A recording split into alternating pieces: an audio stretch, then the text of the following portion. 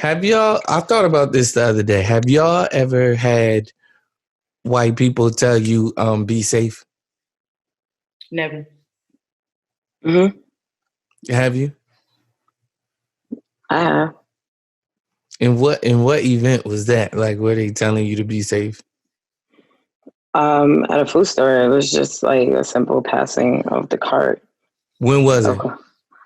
of course, before COVID, I was younger, like way younger.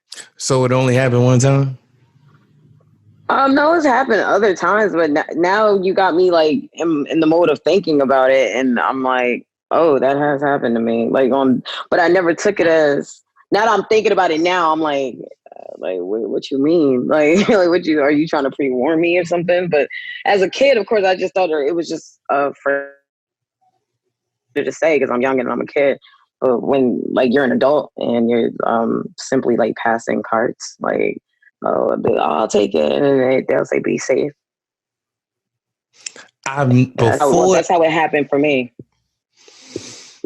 I've never heard a white person tell me to be safe.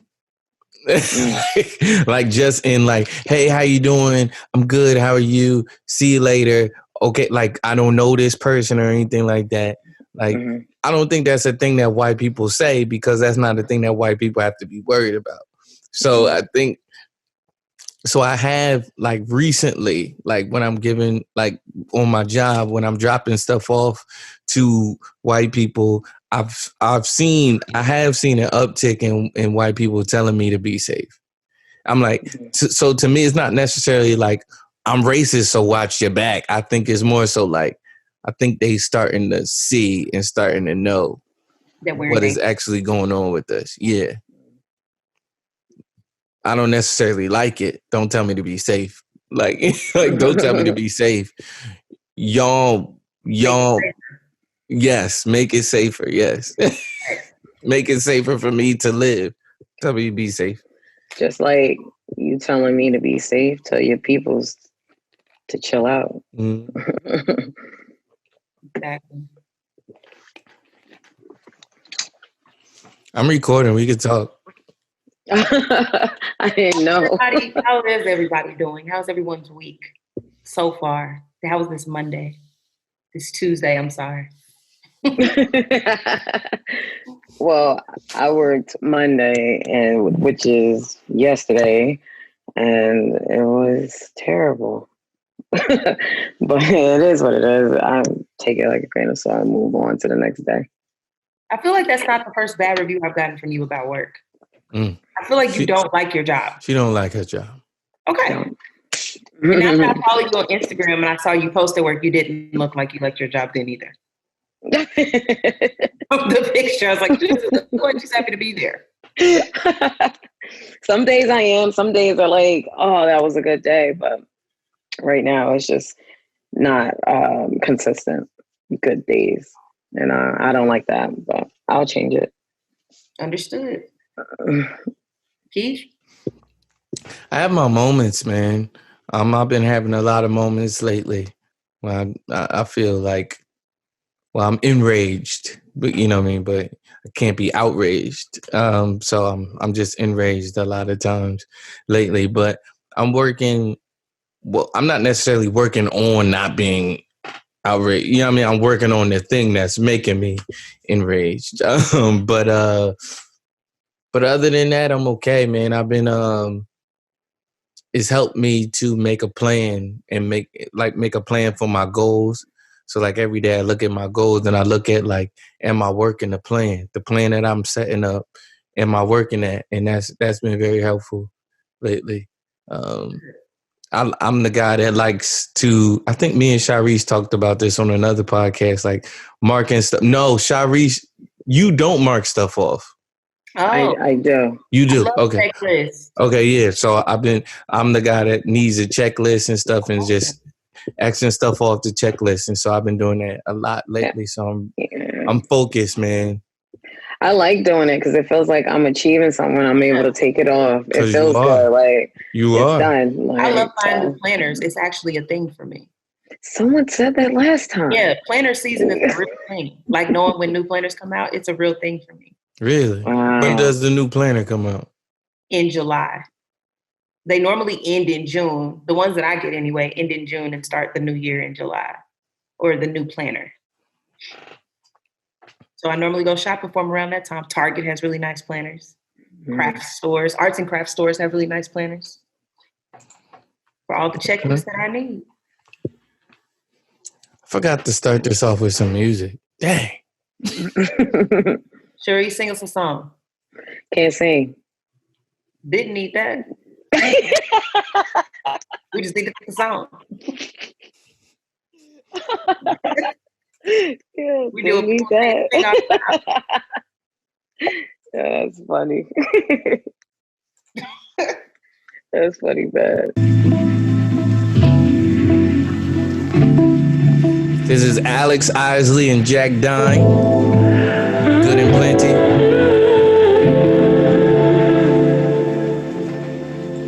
Take up some space. You're too far away. Have y'all heard of Alex Isley? Make no. I have, because of you. I've heard of her. I think you should stay.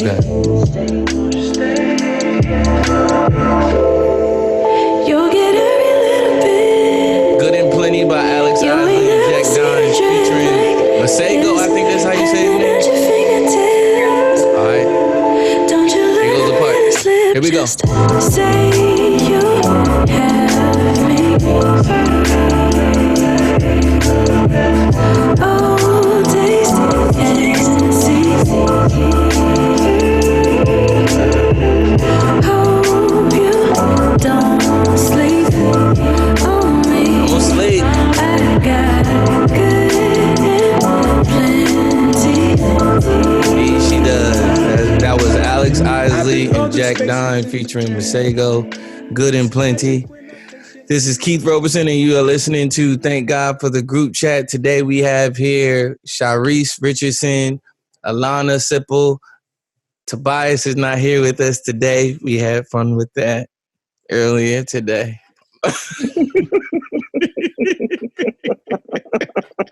Y'all pray for Brother Tobias. He's on the sick. He is sick and shut in.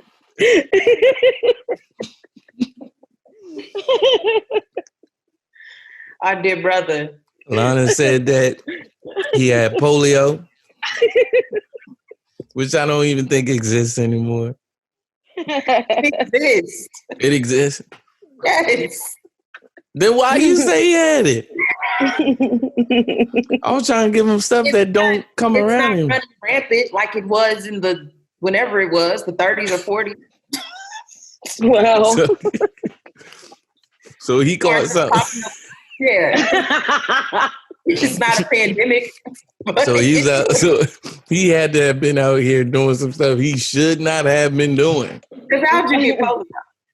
Not even polio. He got something that is in association with polio. We're not quite sure what it is. Polio association. Polio-ish. Man, when I said a polio association, I laughed. That's funny. I don't care.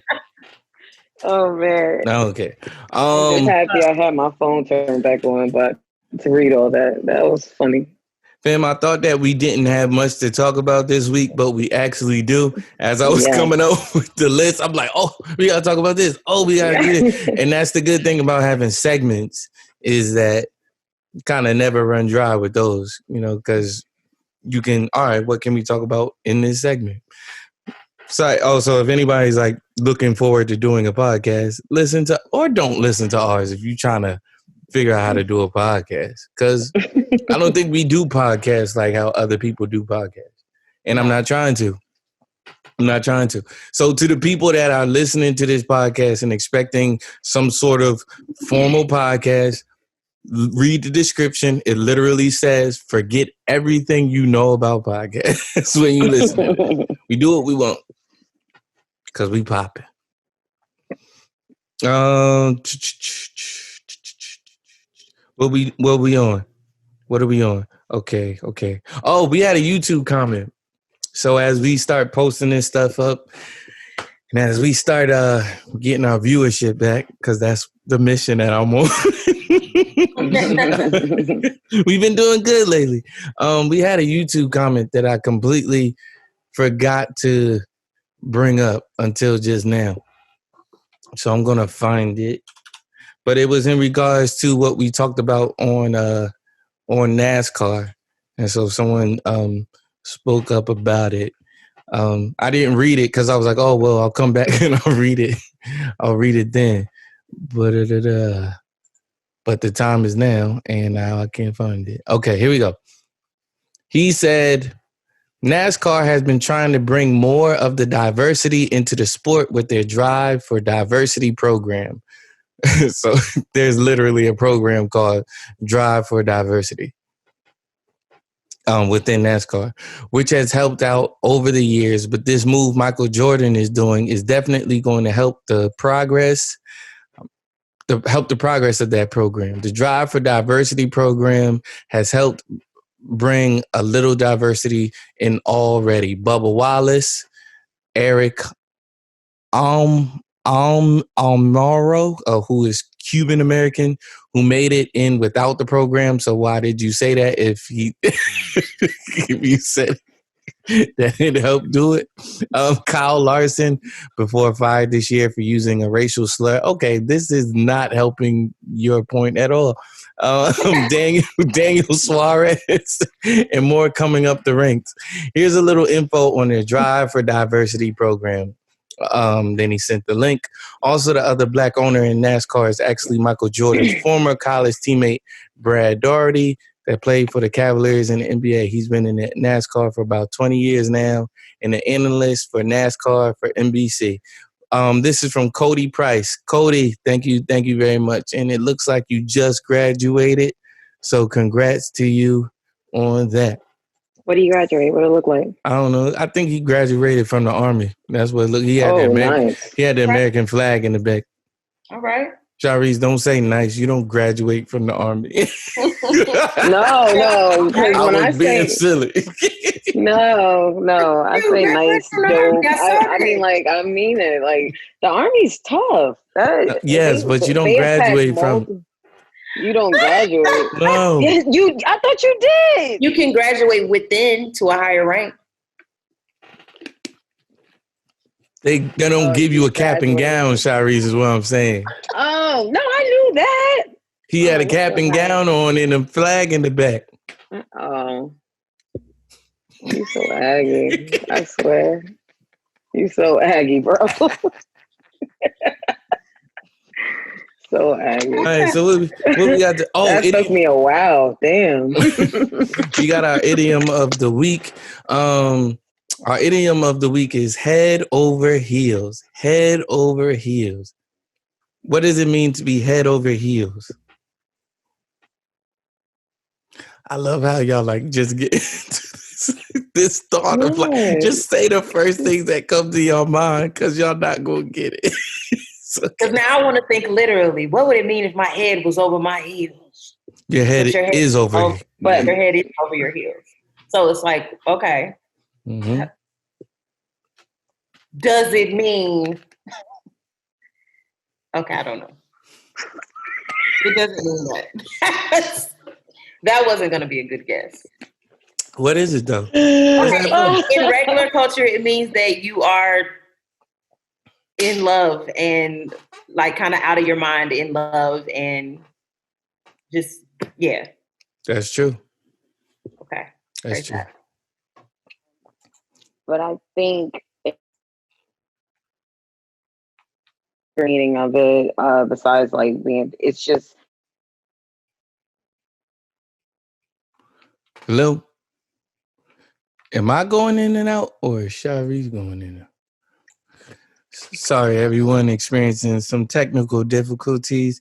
It has been raining here in New Jersey all day. All day. All day. Like nonstop. And I was out there all day. Like, so I know all day. And I was thinking to myself as it was raining, I said, it ain't rained all summer. Mm-hmm. And now it want to rain now. I'm being hyperbolic. I'm being hyperbolic because it did rain, but not for real. For real.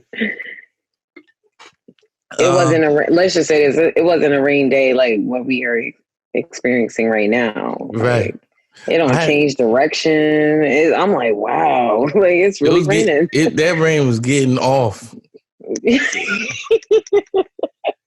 Absolutely. Mm-hmm. So I'm gonna do all the stuff that rain do today. Today, like it was crazy. I was like, wow. Bro. I'm gonna hit y'all with some drizzles. I'm gonna hit y'all with some fog and some mist. Then I'm gonna rain for real. Right. Then I'm gonna blow some wind. It changed direction. I'm gonna get in my bag. You understand? Y'all gonna feel this. I'm gonna hit y'all with some heavy rain. I'm gonna hit y'all with some purple rain and then some chocolate rain. Yeah, this is true. No. So what does it mean to be head over heels, Charisse? I always thought about it in the aspect of like keeping your balance, right? And so I think even in the midst of you saying it, you're kind of referencing like, don't be head over heels, or you're head over heels. It's like you're losing your balance. Get back your balance, type of thing. Where are your heels? Well, I can't explain it. Just go ahead and tell us. I really can't explain it. Like how I always seen it in my head, like as far as like it being like a balance thing. Okay. The origin of head over heels. By the looks of it, this phrase has an older, inverted form that goes heels over head. This inverted form refers to someone who had fallen down. For example, in the London Annual Register newspaper printed on January 1776, it reads, being thrown with great vehemence. What just happened? What happened? Come on. My screen switched to something else. Being thrown with great vehemence from a projecting crag, which turned him heels over head. So that was the original phrase, heels over head. He fell down perpendicular upwards of 50 yards into a snowdrift at the boot of a cliff, where he lay above half an hour before his companions could get him to take him up. According to Worldwide Words, it was by the end of the 18th century that this idiom changed from the inverted version to head over heels, the one people are familiar with today. This newer version referred to someone who had fallen, not on the ground, but in love. An example of this comes from a book titled A Narrative of the Life of David. I think it means Crockett, but it got the R somewhere else. 1834. I soon found myself head over heels in love with this girl. In short, this expression is at least 244 years old. Mm. So basically, like that. Like something else that I read, it was saying like basically like to be heels over head is like you doing a cartwheel. You know what I mean? Right. So that makes sense. Yeah, like so you super excited. So we're not corrected. We can still use that phrase the way we've always used it. Yeah, because it's been going on for over 200 years. Good, because I can't take any more idiom changes. What one did we have before? I was just like, what change? I feel like I've been corrected, and then now I overthink when I use whichever one. I don't want that anymore. This is one that I hate when people say I could care less. That bothers you? It's not could care less. It's not like if you could care less, then that means that you care. It means that you care. Right. And you can afford to care less because you care. Right. So I always try to say I couldn't care less. All right, what's next? That makes my sense. I could care less. I'm like, oh, so you care then? Good, because I got more to say. Who else? Kamala Harris and Mike Pence had a lot to say last Thursday. And I'm about to pass the rock to Alana, who looks like she wasn't ready. Who was looking like Bam Adebayo all last night. Because listen, okay, I care about politics a lot. It's hard to care when I feel like it's a farce. And that's as someone who I've been cares. loving that word all week. There's a lot of people who don't actually care naturally about politics. So I know they care less than I do. And they couldn't care less. So I could care less. But okay, so I mean the debate, I don't really have much to say. I have more thoughts about things that weren't said. But as far as the logistics, they actually did debate, unlike, Biden and Trump, who just sat there and went back and forth like kids. But even in them actually having a debate, there were a lot of important things that they didn't answer directly. So like Roe versus Wade, which if that is taken away, it will give states the right to write abortion laws. That's obviously a hot topic amongst Republicans and Democrats. That wasn't made very clear on either end. Coronavirus is still at the center of this election. I'm not really sure how people's opinions can sway at this point because we're so close to the actual election and so much has already happened with coronavirus. It seems as though if that's going to be your decision, your determining decision or factor, then you've probably already made your decision. There's not much more that could happen, right? A lot of people have died, and it's affected a lot of things financially in this country. The Kamala stood up for herself in a very classy but straightforward way. She reminded me of a Black woman in that moment. I mean, she is a Black woman, but I mean those moments where she was like, I'm speaking. That is the decorum that a Black woman carries herself in those type of spaces. So, it's interesting because I had a conversation with my pawpaw after that. And he said, I wish she would have said more. I wish she would have been more firm with him. And I said, do you think that if she would have taken more of a firm or typical Black woman stance, that what they would have used against her was the typical angry Black woman narrative? He said, you're right. I didn't consider the stereotypes that y'all already have. This is a 70-year-old Black man who, for all intents and purposes, doesn't often admit his biases. Okay? And he said that on his own. And I said, so she could have been what they call the angry Black woman, where you and I, because we're used to engaging with Black women, we know even if she got loud or smart, she's not really mad. She's just Black. And expressing herself in that way and being short and straightforward. But America's not going to take it that way because white people aren't used to engaging with Black women. So it seems more extreme to them. And then I said, so what do you think then when she doesn't interact the way that you and I would maybe in the household because we're used to it? And she then takes the stance that she did. He said, well, now I think that America's going to use the female stereotype and say she's a pushover. Okay, so where is the happy medium? Where is the fairness? Where is the understanding? And I don't have the answer to that, but those are all the questions that I think are worth asking. And I think that it's also worth considering when we talk about what she's actually going up against that's not spoken. She has the regular vice president issues, the regular arguments, the regular platform topics, and then she has everything that she has to confront because she's a Black woman running for vice president. And then last but not least, the star of the show was a fly. I was going to say the fly won that daggone debate. The fly won the debate. He was sure of himself. He stood his ground. He didn't move under any circumstances. He came in and said, this is how I feel, and this is what I feel like and this is what I'm going to do. And I'm going to put my foot on any BS that tries to get in my way. And that's what he did. He stood on the fact you're talking that serious in the way. This is amazing. That BS just happened to be this is amazing. Our vice president. By far. Best segment ever, yo. Good job, Rhonda. Good God. Don't be saying by far like you've been on all 120 episodes. By far. But I listen, so. Thank you very much.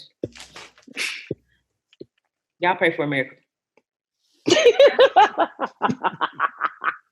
And to end with that one, y'all pray. No matter who we get, pray for America. Seriously. That's the truth. Shy, any words? Anything?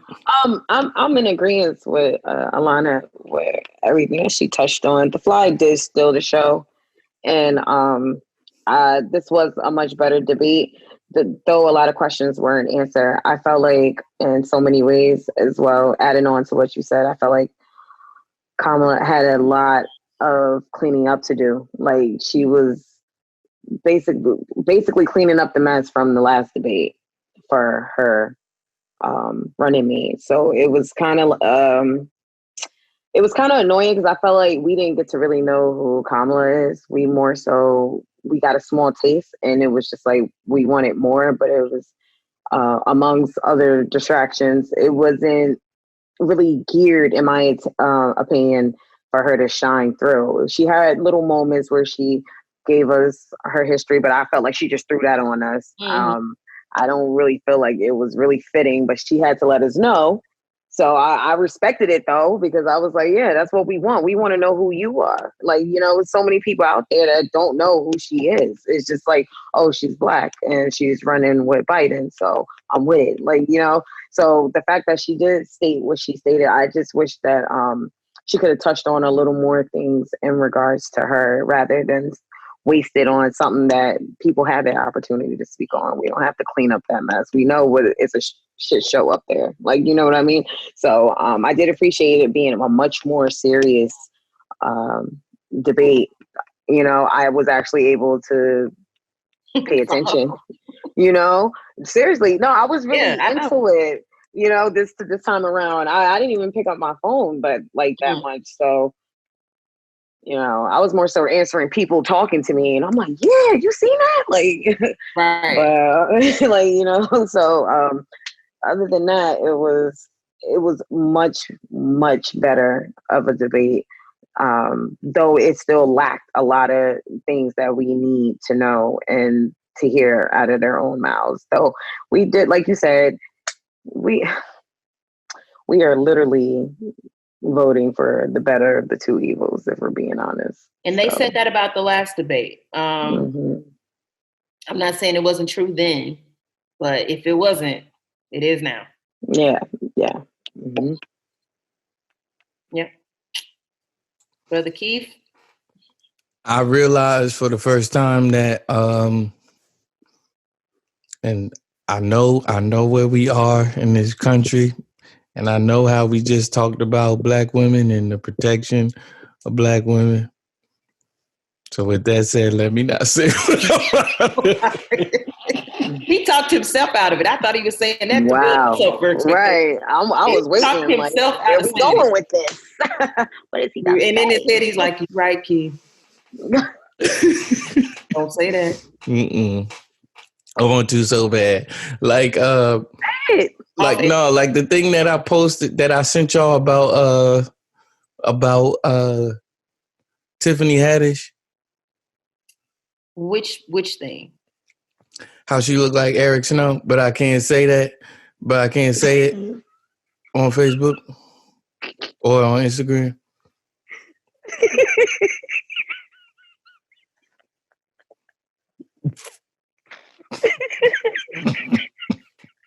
Do we need to take a break?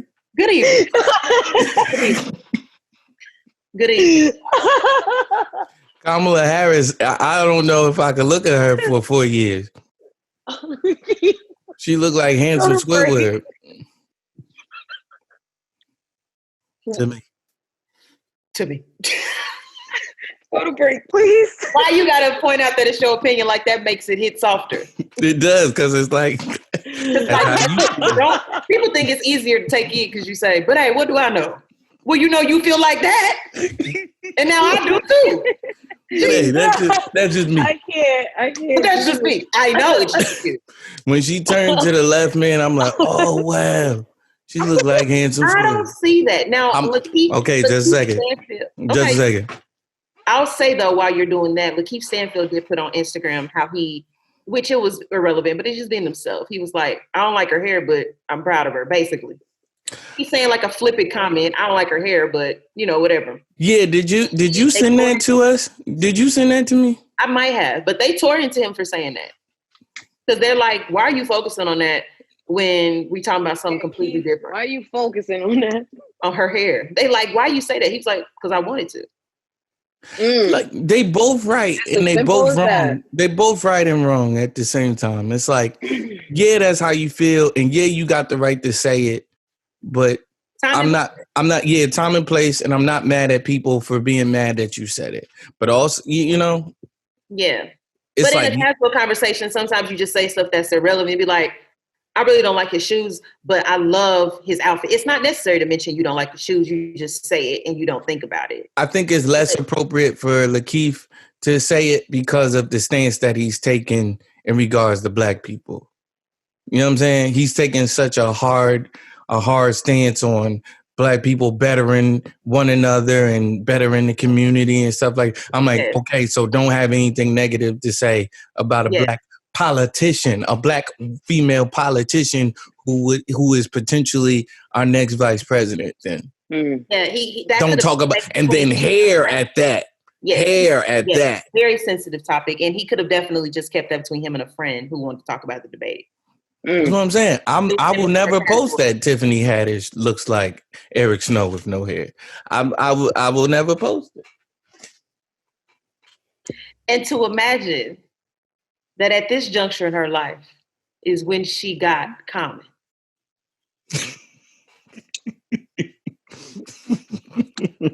But why you acting like Common? I don't think Common is a prize. A lot of women do. I'm sure. Don't say a lot of women like I'm part of y'all. Because all these years I've loved Common for more reasons than his looks, but if his looks is all we got to talk about, that's enough to stand firm on. Right. I'm saying at this point, but all right. That's a handsome now let me say this. Side note, I did notice about a month ago that I don't think he's aging that well. That's what I'm saying. But he's still handsome. But I'm saying he's dropping off and Tiffany Haddish is like coming up. I'll drop 20 on you. You think? Do you find Tiffany Haddish attractive? No, I said drop 20. Like she would put up 20 points. No, I do not. During the NBA Finals. I'll help Allen Iverson out a little bit. I'll bring the ball up. You childish. I'll take it.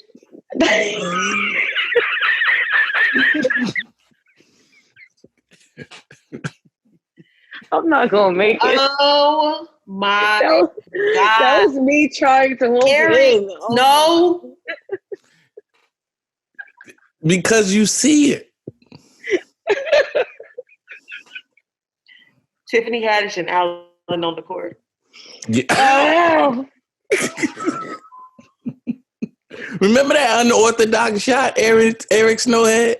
It all makes sense now. It all makes sense now. God. Are we off of that? Because we got more basketball to talk about. That just made me think about the movie Joanna Man. Bro, Joanna Man.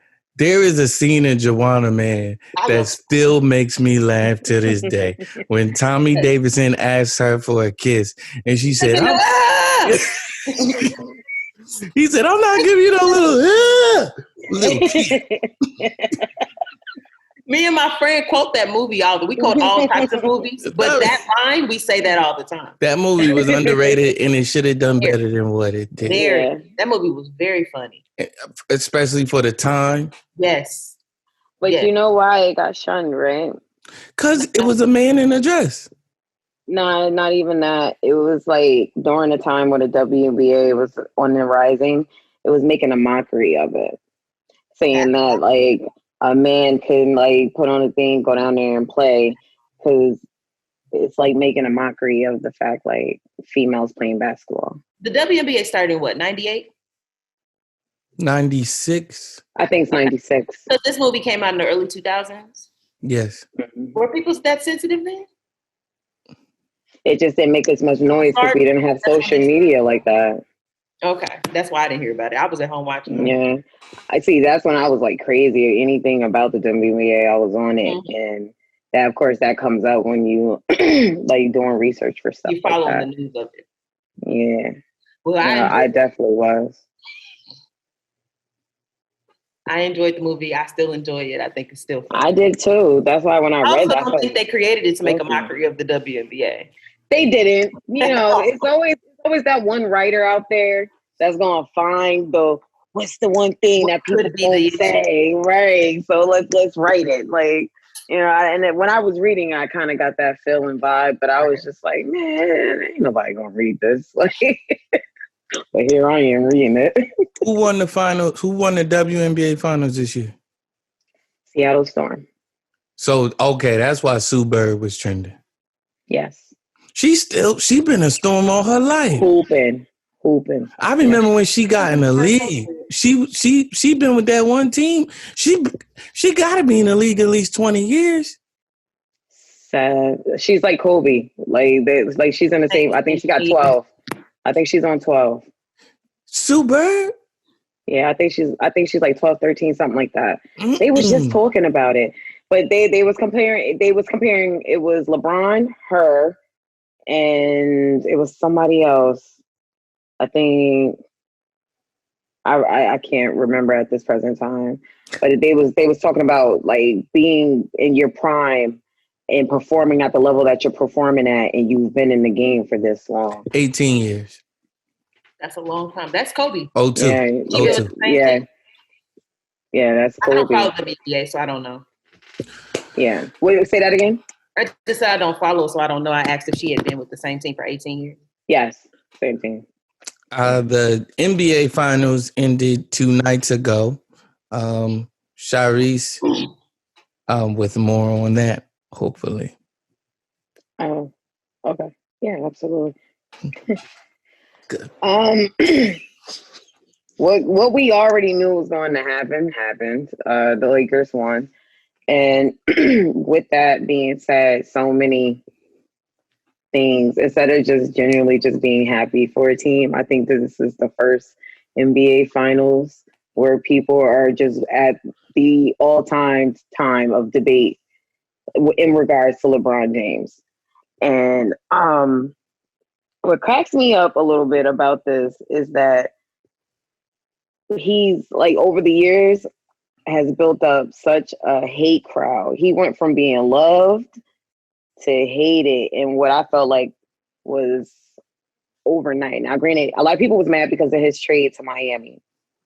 Completely understandable. But if you're looking at it from a player's perspective, that drive to win, that drive to be number one, of course you're going to make a move like that. What does it take to be? I forgot all about that song until you brought that up a few podcasts ago. Continue. So I for one, I was definitely one of those ones that was like, oh, he weak for going to Miami and playing with all those all-stars. And yes, he did change the game from doing stuff like that, because then it just became a thing, the norm. But what I also forgot was that when you are playing at your best and you're chasing after something that you truly want and you know that you're capable of getting, but you also know that you can't do it by yourself, I think that says a lot in itself right there. I've played on plenty of teams, and you have teams where you are the key and you could get it done by yourself, but then it's also playing at different higher levels, how that changes over time. Like if you're playing against anybody good, you're not going, more so than likely, you're not going to be able to beat them by yourself. Mm-hmm. So as I got older with maturity, I came to understand why he made that move. Now, for those who just don't like him, because I'm like, at this point, I really think it's just fun to not like him. It's easier.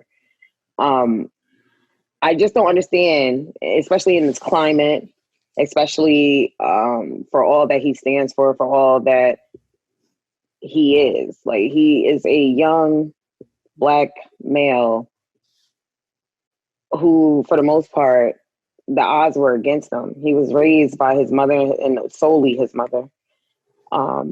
She did what she had to do to see that he had everything that he had. And basically he took what he had, which was his talent in playing basketball and playing sports, and took it to the highest level he could take it. So in that perspective alone, I really think we shouldn't hate on something like that, if not see him as an example for our youth that are put in those same situations, because it's so common. You know what I mean? I just, it's a lot of hate out there. I mean, you cannot like someone and keep it safe. I just think right now that hate, trying to compare him to Jordan, trying to compare him to Kobe, to this extreme, you just got to see it for what it is. He has 4 rings. He has 4 MVPs. Okay. What does the 4 MVPs and 4 NBA titles mean for his legacy? It means a lot, if you ask me. I'm asking you. If you ask me, he's in the conversation now. Because, I mean, let's just say he don't get no more. He's gotten more than most. Not everybody is walking around saying they got 6, let alone 13. You know what I mean? So 13 being who? Bill Russell? Yeah. Bill Russell has 11. I'm at 11, sorry. Yeah. Is this what it took for him? He might have went 13 for times. you to actually, Yeah, I think that's where I got confused. Sorry. Is this what it took for you and for him to be in the GOAT conversation? Or was he was already in there just off of his talent. He was already in there for me. But I just I really had like I was a big LeBron fan. I was like, yo, this kid, he's dope. And when he got drafted, and then I seen that he would play with DeJuan Wagner, which I think that was the greatest high school player ever, DeJuan Wagner, and I got to see him play. He was amazing. I just thought that, like, let it come to you. I think he went out and got it. Mm-hmm. And that growing up in my mind, it was always let it come to you. Which now that I think about it, that's a horrible mentality to have. Mm-hmm. Because chances are it's not going to, unless the franchise got the money to do it, to bring you those players, to make sure you got all the tools that you need. It's not going to happen that way. And honestly, you do have to go out and go get it. I mean, anybody could be traded, but you still got to perform. Like, you know what I mean? Yeah. You know? So, I mean, granted, he did have a lot of help, but thinking back now, I'm like, great, step your game up, because it's just like you couldn't beat it. You know, that's what makes y'all the best. Y'all the best of the best, and y'all supposed to be playing against each other. You know what I mean? So I just had to mature up a little bit. I was just mad to see him like leave his hometown and all that good stuff. So it comes with maturity. You sit back and you be like, yeah, he was just getting to it. You know, like, he was getting to it. Does this move him up in the GOAT conversation?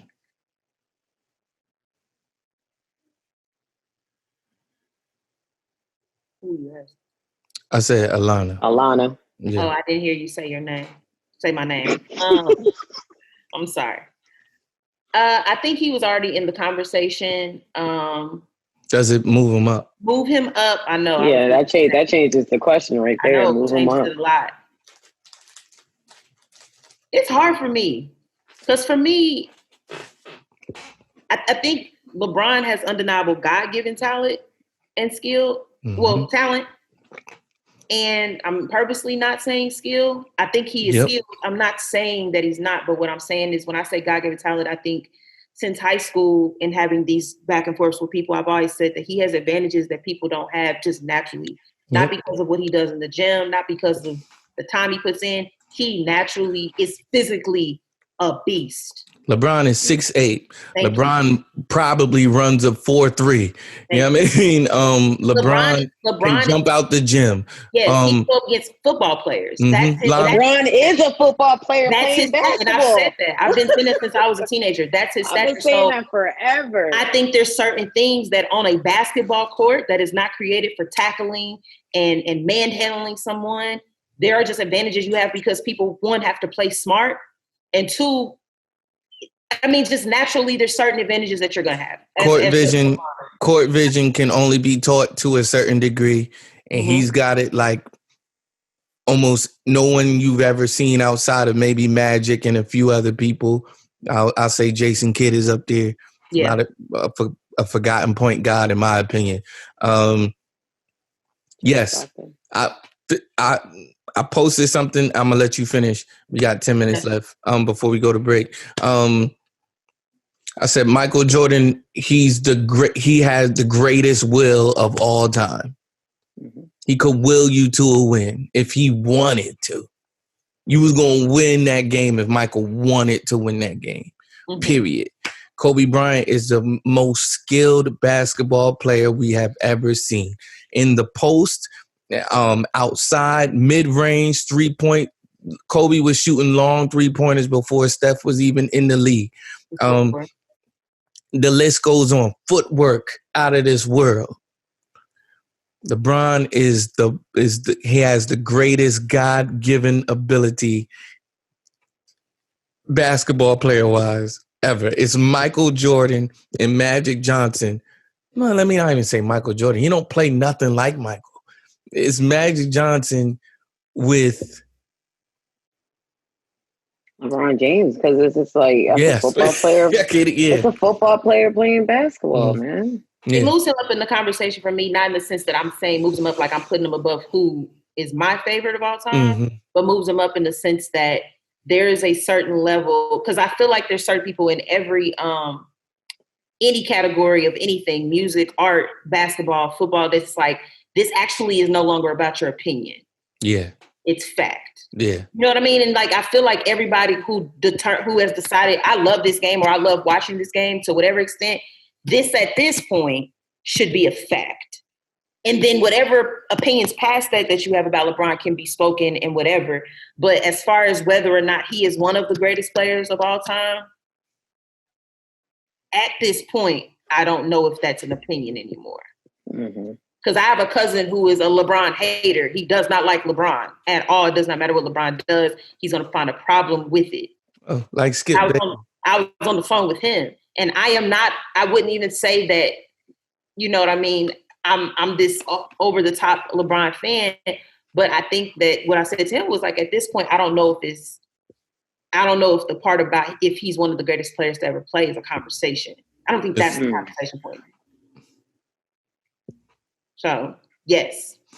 Let me ask y'all this. Mount Rushmore. Of basketball? Mount Rushmore. There's four people that go on this Mount Rushmore. Is LeBron on your Mount Rushmore?